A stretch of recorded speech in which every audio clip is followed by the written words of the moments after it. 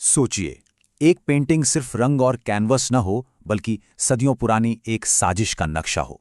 तो चलिए वापस चलते हैं काल की उसी दुनिया में जहां एक छुपा हुआ संदेश कला की दुनिया के सबसे बड़े रहस्य का दरवाजा खोल देता है।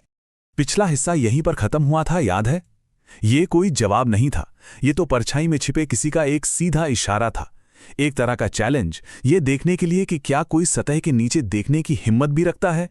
हमारे आर्ट रेस्टोरा आरव मेहरा के लिए ये पल सब कुछ बदल देने वाला था। उसे एहसास हो गया कि उसे कोई सुराग नहीं मिला है, बल्कि उसे एक चुनौती दी गई है। ये एक परीक्षा थी जिसे सदियों पहले तैयार किया गया था, किसी ऐसे के लिए जो सिर्फ देखता नहीं बल्कि समझता भी है।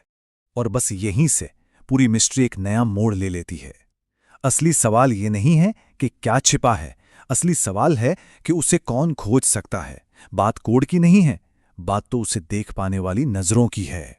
तो इस एहसास के बाद आरव का अप्रोच पूरी तरह बदल जाता है। अब वो छिपे हुए संदेश नहीं ढूंढ रहा, नहीं, वो तो अब कलाकार के इरादे को, उसके हाथ की हरकत को समझने की कोशिश कर रहा है। वो पेंटिंग के हर ब्रश स्ट्रोक, हर रंग की परत को बारीकी से देख रहा है। वो उन पलों को खोज रहा है जहां आर्टिस्ट का हाथ एक सेकंड के लिए भी झिझका हो या रुका हो।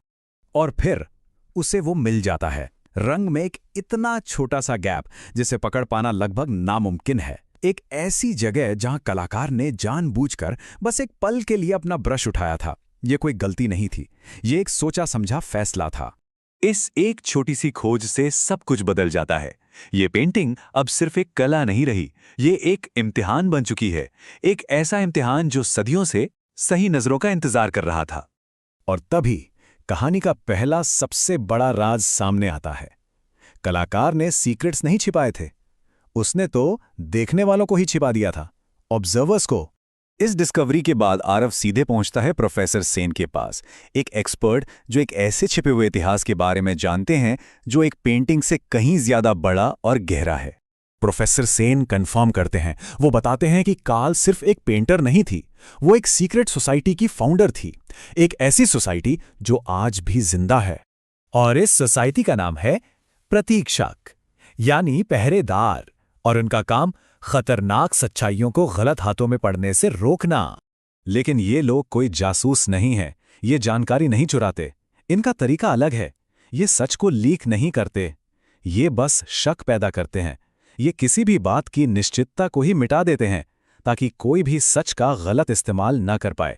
अभी तक तो ये सब एक ऐतिहासिक थ्योरी जैसा लग रहा था, अजीब लेकिन दूर का।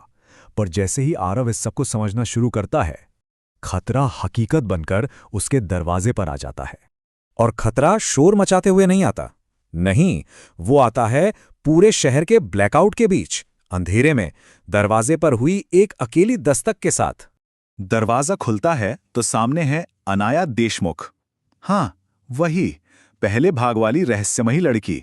लेकिन इस बार वो कॉन्फिडेंट नहीं, वो जख्मी है और भाग रही है।